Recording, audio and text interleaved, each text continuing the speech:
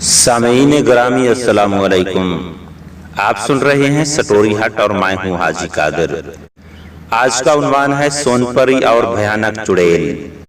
دوستو، ویسے تو پرستان میں ساری پریاں ہی خوبصورت ہوتی ہیں، مگر ان میں ایک پری جس کا نام سون پری تھا سب سے زیادہ خوبصورت تھی۔ اس کے بال سنہری تھے اور آنکھیں گہرے نیلے رنگ کی تھیں۔ وہ ہمیشہ خوش رہتی اور دوسروں کو بھی خوش رکھنے کی کوشش کرتی۔ ہر جگہ اس کی ہنسی سنائی دیتی تھی۔ سون پری کو پھولوں کے رنگ کرنے کا بہت شوق تھا۔ اس کے پاس ایک چھوٹی سی جادوئی رنگوں کی بالٹی ہر وقت رہتی تھی۔ جب وہ برش کو رنگ لگا کر اس سے کسی پھول کو چھوتی تو فوراً پھول کا رنگ تبدیل ہو جاتا۔ جب رات ہوتی اور ہر کوئی سو جاتا تو وہ چپکے سے اڑتی ہوئی کسی باغ میں پہنچ جاتی اور پھر پھولوں کو رنگ کر دیتی۔ جب تک صبح نہ ہو جاتی وہ پھولوں کو رنگ کرتی رہتی۔ ایسا کرنے سے اسے بہت خوشی ملتی تھی۔ پھول بھی اس کا بے صبری سے انتظار کرتے تھے۔ وہ چاہتے تھے کہ سون پری آئے اور انہیں دھنک کی طرح رنگوں سے سجا دے۔ ننھی پری دوسری پریوں کے جاگنے سے پہلے اپنے گھر واپس آ جاتی تھی۔ وہ ایسا کئی سالوں سے کر رہی تھی مگر کوئی بھی نہیں جانتا تھا کہ پھولوں کو خوبصورت رنگ کرنے والا کون ہے۔ صرف پھولوں کو ہی یہ راز معلوم تھا۔ ایک رات وہ جنگلی پھولوں کو ملنے کے لیے اڑتے پرستان کے جنگل کے درمیان پہنچ گئی۔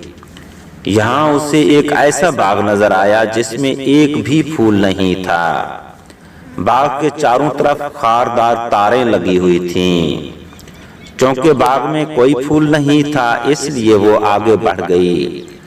ابھی وہ باغ کی سرحد سے باہر نکل رہی تھی کہ اسے کسی کے رونے کی آواز سنائی دی۔ کون رو رہا ہے؟ اس نے رک کر پوچھا۔ اس نے چاروں طرف دیکھا مگر رونے والا نظر نہ آیا۔ وہ اسے اپنا وہم سمجھ کر پھر آگے بڑھنے ہی لگی تھی کہ دوبارہ کسی کے رونے کی آواز سنائی دی۔ یہ آواز باغ کے اندر سے آ رہی تھی کہ اچانک اس کے سامنے بہت سے جنگلی پھول جھاڑیوں کے پیچھے سے نکل آئے۔ پیاری پری، باغ میں مت جانا۔ کیوں نہ جاؤں؟ اس نے پوچھا۔ اچھا پری، یہ باغ ایک چڑیل کا ہے جو پھولوں سے سخت نفرت کرتی ہے اور کسی کو اپنے باغ میں داخل نہیں ہونے دیتی، حتیٰ کہ ننھی مکھی تک کو بھی سزا دے کر ہی چھوڑتی ہے۔ مگر باغ کے اندر کوئی رو رہا ہے، میں اس کی مدد کرنا چاہتی ہوں۔ یہ کہہ کر سون پری خاردار تاروں سے گزر کر باغ میں داخل ہو گئی۔ تھوڑی دیر تلاش کے بعد اس کی نظر ایک بیرنگ چھوٹے سے پھول پر پڑی جو ایک جھاڑی کے پیچھے چھپا رو رہا تھا۔ ننھے پھول، تم کیوں رو رہے ہو؟ اس نے پوچھا تو ننھا پھول کہنے لگا، اچھا پری، میں بہت تنہا ہوں، میرا کوئی دوست نہیں، کوئی بھی میرے پاس نہیں آتا۔ تتلیاں اور شہد کی مکھیاں دوسرے پھولوں کے پاس تو جاتی ہیں مگر میرے پاس نہیں آتی کیونکہ میں بدصورت ہوں۔ ننھے پھول کی بات سن کر سون پری کو بہت دکھ ہوا۔ ننھے پھول، تم اداس مت ہو، میں تمہاری مدد کروں گی اور تمہیں خوبصورت رنگوں سے سجا دوں گی، پھر سب تمہارے دوست بن جائیں گے اور تتلیاں اور شہد کی مکھیاں سب تمہارے پاس بھی آیا کریں گے۔ اس نے کہا تو ننھا پھول خوش ہو گیا۔ اس کے بعد وہ بھاگ کر باغ سے باہر آئی اور اپنی جادوئی بالٹی پکڑ کر جو ہی خاردار تاروں کو ہٹاتے ہوئے باغ میں داخل ہونے لگی۔ جنگلی پھول کہنے لگے، پیاری پری، اندر مت جاؤ، چڑیل پھولوں سے نفرت کرتی ہے، اس لیے تو بیچارہ پھول جھاڑی میں چھپا ہوا تھا۔ اگر اس نے تمہیں پکڑ لیا تو یہ تمہارے ساتھ بہت برا سلوک کرے گی۔ یہ سن کر سون پری نے اطمینان سے جواب دیا، لیکن میں تو ننھے پھول کی مدد کرنا چاہتی ہوں تاکہ وہ خوش ہو جائے۔ ٹھیک ہے، مگر میرا انتظار کرنا، میں ابھی دیکھ کر آتا ہوں کہ چڑیل سو رہی ہے یا نہیں۔ एक खूबसूरत परिंदे ने कहा और फिर चुड़ैल की झोंपड़ी के पास जाकर अंदर झांक कर देखा। चुड़ैल सो रही थी, इसलिए वो वापस आया और बोला, अच्छा परी, जल्दी करो, नन्हे फूल को रंग करके जल्दी वापस आ जाओ। चुड़ैल अभी सोई हुई है। नन्ही परी बहुत खुश हुई और बाग में दाखिल हो गई। जंगली फूल बहुत खुशी से झूम रहा था। सोनपरी उसके पास बैठ गई और अभी उसने बामुश्किल बुर्श से फूल को छुआ ही था कि अचानक वहां चुड़ैल आ गई। वो उसको देख चुकी थी, इसलिए गुस्से से चिल्लाई, तुम यहाँ क्या कर रही हो? चुड़ैल को अपने सामने देखकर बेचारी परी खौफ से थर-थर कांपने लगी और हकलाते हुए बोली, मैं तो सिर्फ नन्हे फूल को रंग कर रही थी। जवाब सुनकर चुड़ैल का गुस्सा और बढ़ गया। क्या तुम मेरी इजाजत के बगैर एक फूल को रंग कर रही थी? अभी मैं तुम्हें रंग करती हूँ। चुड़ैल ने गुस्से से कहा और उसके साथ ही जादुई बाल्टी को सोनपरी के सर पर उलट दिया।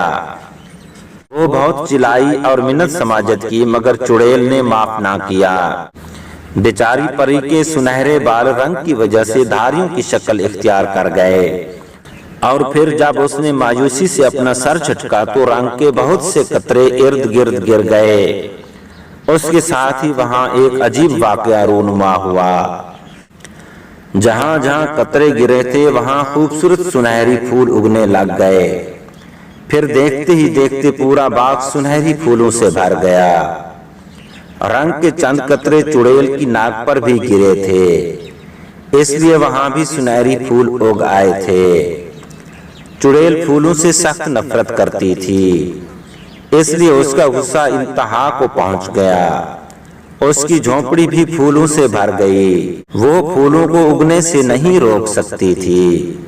इससे पहले कि वो कुछ सोचती, अचानक सैकड़ों शहद की मक्खियां और तितलियां भी बाग में दाखिल होने लग गईं। हर तरफ फूलों की तेज खुशबू फैल चुकी थी।